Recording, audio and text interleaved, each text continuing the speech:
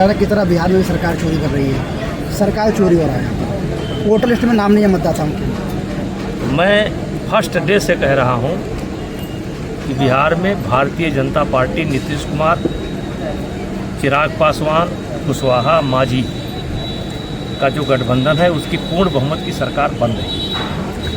और आज के एक महीना पहले कुछ लड़ाई दिखती थी, लेकिन चाहे राहुल गांधी हो, चाहे तेजस्वी यादव हो, इन्होंने सेल्फ गोल किया है और आज उसी का परिणाम है कि एक तरफा भाजपा गठबंधन की सरकार बन रही है। राहुल गांधी ने कहा कि यहाँ पर सरकार चोरी कर रहे हैं। उनके बुद्धि पर मुझे तरस आता है, उनके बुद्धि पर मुझे तरस आता है।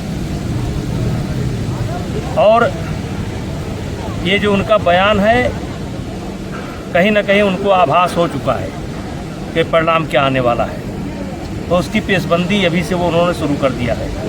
और मतदाता सूची पुनर्निरीक्षण का काम पूरे देश में होना चाहिए और ये स्वागत योग्य कदम है। जिस तरीके से राहुल गांधी ने हाइड्रोजन बम फोड़ने की बात कही है और उन्होंने हरियाणा में एक मॉडल का नाम वोटर लिस्ट में, क्या कहेंगे? कह रहे हैं कि इसी तरीके से वोट चोरी हो रही है। भाई राहुल गांधी को आप सीरियस लीजिए महाराज, मैं हाथ जोड़ रहा हूँ। इस देश की जनता उनको सीरियस नहीं ले रही है, इस देश की जनता उनको सीरियस नहीं ले रही है।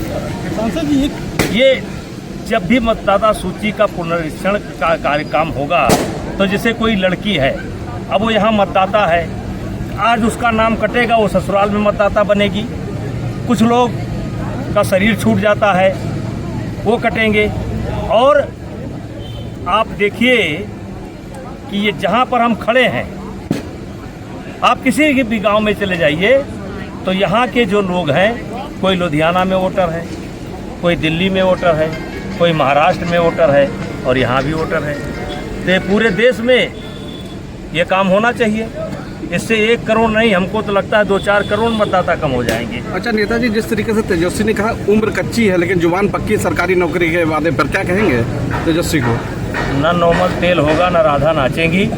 वो जानते थे कि उनकी सरकार बनने वाली नहीं है, इसलिए उन्होंने इतना बड़ा वादा कर लिया। मैंने पहले भी बोला है, आज भी बोल रहा हूँ कि कोई भी सरकार सबको नौकरी नहीं दे सकती, हर परिवार को नौकरी नहीं दे सकती। तो को बाहर समझा जाए। अगर वो कहते हैं कि हम पर परिवार इतना आर्थिक मदद देंगे या बेरोजगारी भत्ता देंगे, ये बात तो समझ में आती है। कोई कहे कि हर परिवार में हम सरकारी नौकरी देंगे, वो झूठ बोल रहा है। अच्छा, जिस तरीके से योगी को वहाँ पर अखिलेश ने तो इसमें एक बंदर की तरह उनको कहा है, किसका कहेंगे आप?